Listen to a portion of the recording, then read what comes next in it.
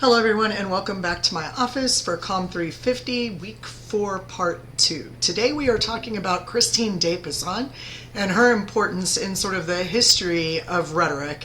And we're going to talk about many reasons why she's important that have a lot to do with her content, but also that just have to do with the fact that she was a woman who was writing during the medieval era. So let's get started. Your book does a great job of giving you her history and why she's important, really. In the history, notwithstanding her content, she's one of the only women, if not the only woman that we have from the medieval period on back who has written and her works were in fact preserved. This alone should sort of suggest that she was somehow incredibly important in the social order or in the economic order, but it doesn't. She was not born rich, although her father worked in the court of King Charles V. That did not make her family particularly rich in of themselves. As long as they were in service to the king, she was educated and she got all of the sort of perks of being in the royal court that she wouldn't have had otherwise. And that's why it's so unfortunate that her father died and her husband long before she, her children, or her own mother died. I believe it was her mother. It was either her mother or her mother-in-law. But she was taking care of them. She needed a way in order to make money, right? And the way I think about this, and I don't know about you, but a lot of my understanding of the medieval period is romanticized, right? It sounds good, even though it was a dirty, disgusting, disease-ridden time to be alive, and people like myself probably wouldn't have fared too well. And excuse me. And for Christine, she had to figure out a way to not just survive herself, but to take care of her family. So what she did was, because she had learned to write, she started to write favors, poems for the knights to give to their princesses. And she sold those, and little essays, and those sorts of things that she could sell. And that worked out for a little while. That kept her going. But the works that we're reading are not her poetry or her favors that she wrote for the knights. Instead, what we read is about rhetoric. And I'm going to explain to you how in a minute. I should warn you that if you Google Christine de Pizan and my last name Dudash, I believe there is a French literature professor at Notre Dame or something with my last name. Well, we share the name, and she teaches Christine de Pizan like pretty regularly. At least that used to be the case. I haven't Googled that in a long time, but don't get confused. She studies the literature of Christine de Pizan, the poetry. We are going to focus strictly on rhetoric. So, how is it possible that if a woman was not allowed to speak in public, and a woman, they very rarely learned how to write, and if they did write, it generally was lost to the annals of history. I mean, it wasn't something that we preserved. How did her work make it through? And I think that there's a couple of different ways that this happened, and that is the importance that she gives to being in the court. So the courtiers and the princesses and the prince and the barons are mentioned, and the knights, and all the way down with how the king, in this case, would deal with sort of tension or dissension among the ranks. And the reason why that's important is because, little known fact that they don't teach you in high school, but that is actually pretty true, is that the queen's job and the princess's job was to keep the peace in the court, to smooth things over. If you don't believe me, go and watch the movie Brave, which I think is a Disney Pixar film of some sort, but go and watch that movie. And in there, you see where Merida is taught by her mother, the queen, how to resolve differences. And that almost always singularly depended upon the woman, in this case, any of the female courtesans. They were, in fact, responsible for sort of taking a hit or for finding a way to gracefully get their husbands, sons, friends out of trouble with someone else. And they literally smooth things over for the king to make way. And in Brave, the queen is telling Merida, here's how you do that. And Merida, of course, is revolting. She does not want to do that until she realizes the importance of it a good time later. So in the movie, if you haven't seen the movie, I don't think I ruined it for you. It's enjoyable in a lot of ways, and it does give a depiction of the importance of princesses and queens in the role of the court, the king's court. That said, I make you read all this partially because that says something about rhetoric, that you can influence the king's rhetoric, which then makes change on the grand or the mass scale. Because remember, I told you that rhetoric is about mass influence. Well, queens and princesses and courtiers were not able to advise the whole entire country or the ruling of the king. They had no say over the whole thing. They did not go out and give speeches from the balcony. So what they did instead was they advised the king, this is what you need to do to make this situation better. These are the things you need to tell your subjects. And that meant that they had to have a great understanding of all the means of persuasion in any given situation, right? So they literally had to understand rhetorical theory and help their partners or their sons friends or their other female friends, even other queens and queens and princesses. They had to teach them how to understand rhetoric and how to change whatever needed to be changed on the mass level.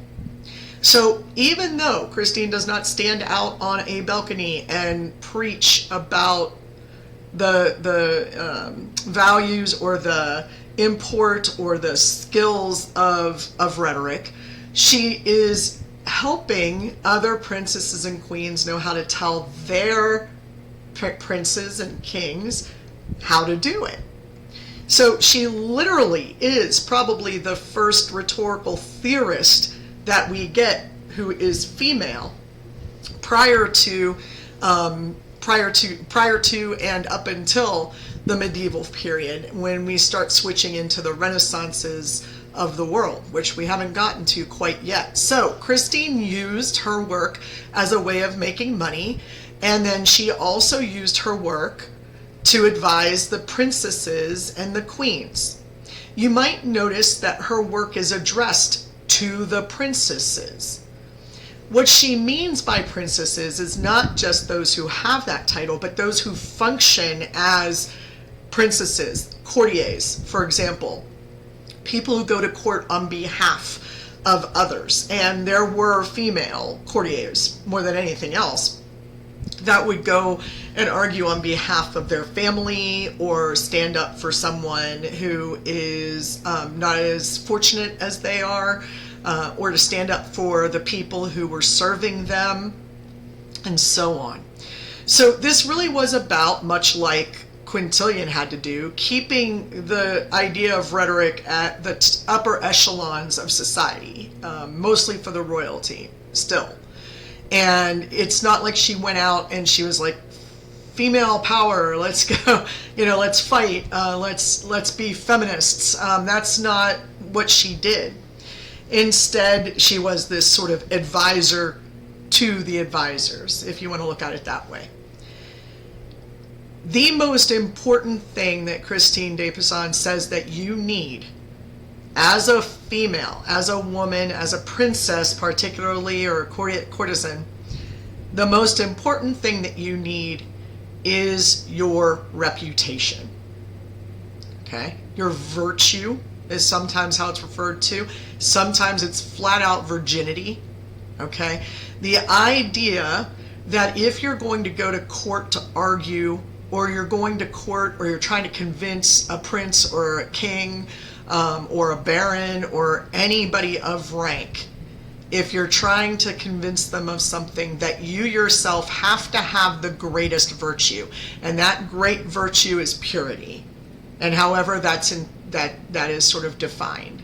So if you were a person who was, yes, going out and having sex, but that's an obvious one, but if you also meddled into things that weren't important, that weren't yours to meddle with, if you tried to speak out of turn, if you attempted to show up or outspeak or outrun or outdo the people around you, then you were seen as not virtuous or not pure. The idea of a competitive spirit was antithetical to the idea of being a princess and being able to influence the court the way that you would want to influence it. So, two things that Christine de Pizan gives us. One, she is one of the only females that we have anything from. So, the first female rhetorician, and possibly the only one prior to the medieval period that we have record of. Secondly, she was an advisor to the females in court to tell them how to behave and how to gain favor with or influence their kings and their princes and their barons, so that there was mass influence from that level. The most important thing that she says that a courtesan has, or a princess has, is her reputation for being pure, for being virtuous, for being good. And if you have that characteristic, those characteristics, you will be persuasive to your king and your princes and so on. Now, much of that sounds a little bit, I don't know, archaic, I think. However, when we talk about people, not so much with the word virginity or purity anymore, but remember what I said the key to persuasion is, according to Aristotle, and that is goodwill. So if you were pure and kind and good and didn't try to cause strife, but you tried to smooth it over, if you did all those things, then that was a demonstration of your goodwill. I'm only trying to help you, my lord, my king, my husband, whatever. So she gives us a really clear depiction of what particularly women needed in order to be effective as speakers, as orators, as influencers. Okay, this is one of the things I think that has gotten lost, is this idea that you have to have credibility, not just with what you know, but with your character, in order to influence people. I don't see a whole heck of a lot of credibility floating around TikTok, right? I mean, maybe they all are credible, I don't know. Maybe they all have goodwill towards us. Maybe they're all incredibly good people. That's more than possible.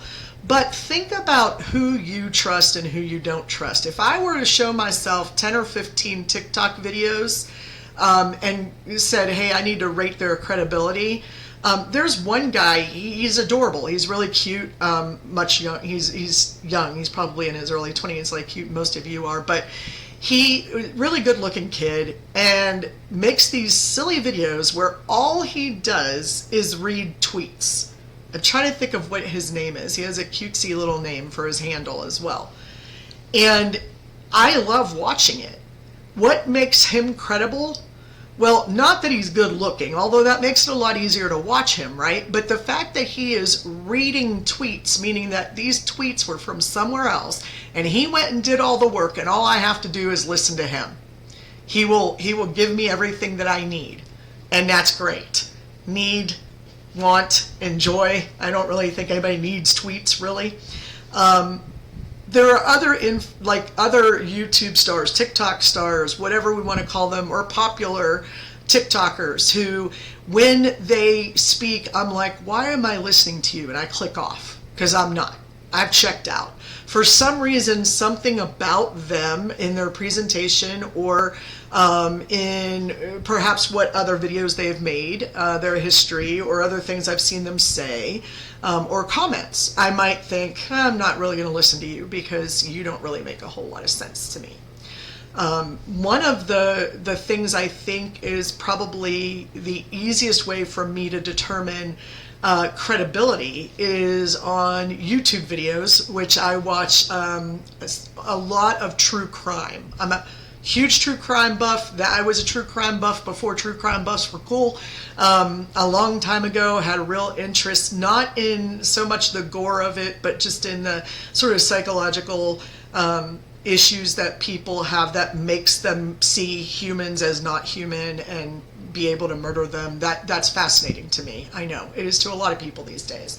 And how did that happen? Well, with the plethora of people telling stories of serial killers, of murders, of heinous crimes, those kinds of videos, they burst onto the scene when YouTube was still, I would say it was probably a teenager. It was probably about 10 years into YouTube, and all of a sudden people started doing things like top 10s and crimes. And then you started to see that there were some that pulled away from the pack, so to speak, who rose to the top and became more credible. Now, here's a little secret I'll give you. I actually prefer to listen to a deep, more masculine voice than I do to a high-pitched female voice. So a lot of times what I end up doing is if I start to hear someone who's a little bit too pitchy, I'll check out. And that's just my normal reaction. So I have to be really careful and think a lot if I want to listen to someone who is particularly high-pitched in their voice. Maybe because I've got a really deep voice. I don't know. But there's something to be said for that, in that studies have shown people with deeper voices are rated as having higher credibility than those with more higher pitched voices. So some with a higher pitched voice would have to do a lot of work to overcome that. And you can actually pretty easily. Does it take work? Yes, but it's easily overcome. I'll give you another example. One of my favorite people to listen to is this Irish dude who, honestly, his voice is not that deep. It's a little bit high-pitched. His name is Mike O, and he's very Irish. And he has guests on with him who are extremely Irish, and it takes me a while to be able to even understand what they're saying. And my husband's like, why are you listening to this dude? He's just some guy standing in a room with a bad camera talking about these stories. He doesn't give us any citations. We don't know where his information came from. And I said, it's the way that he puts the narrative together. I have a great appreciation for his storytelling skills when I can understand what he's saying. So his voice being a little higher pitched than normal, his not having any external sources or references to any sorts of evidence, but all of that gets made up for in a way for me with the way he tells the story, and I understand that. Last example is a podcaster and a YouTuber named Simon Whistler. Now, him you might have heard of. He has like 50 channels that cover everything from biographies and history to science to business to just trivia. I think that one's called Brain Blaze. He started the top 10s trend. He is a British man who lives in the Czech Republic. He lives in Prague. So his accent is very British because he moved to Prague when he was an adult. So his accent is extremely British. Very easy for me to understand, probably easy for you to understand. Most of us can translate Queen's English pretty well.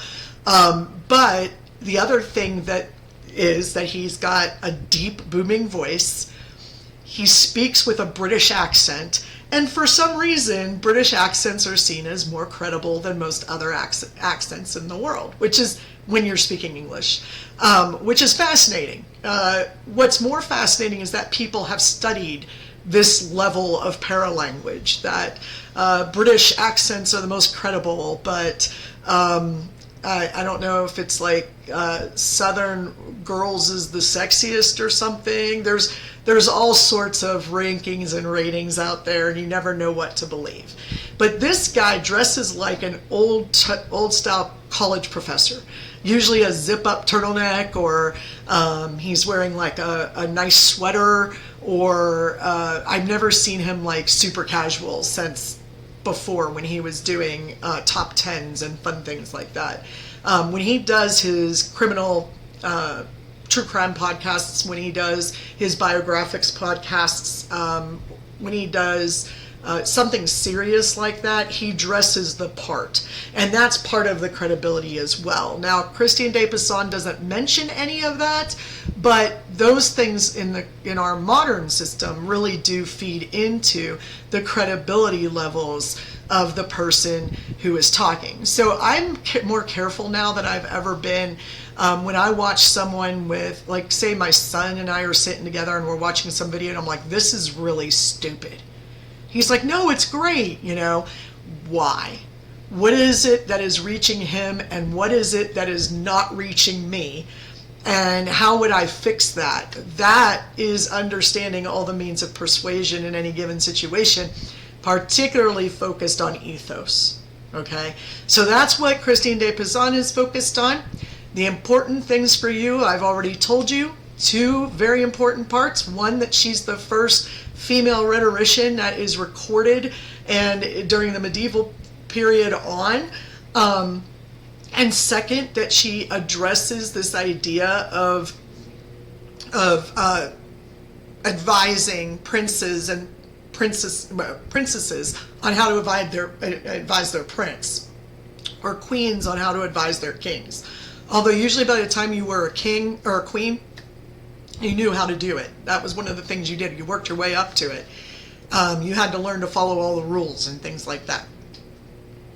And then, so those are the two most important things to understand about her. And then, of course, her most important issue is with an individual's credibility, a woman's credibility, which she links directly to purity and towards your chastity and your goodwill, and what you put forward has to be pure.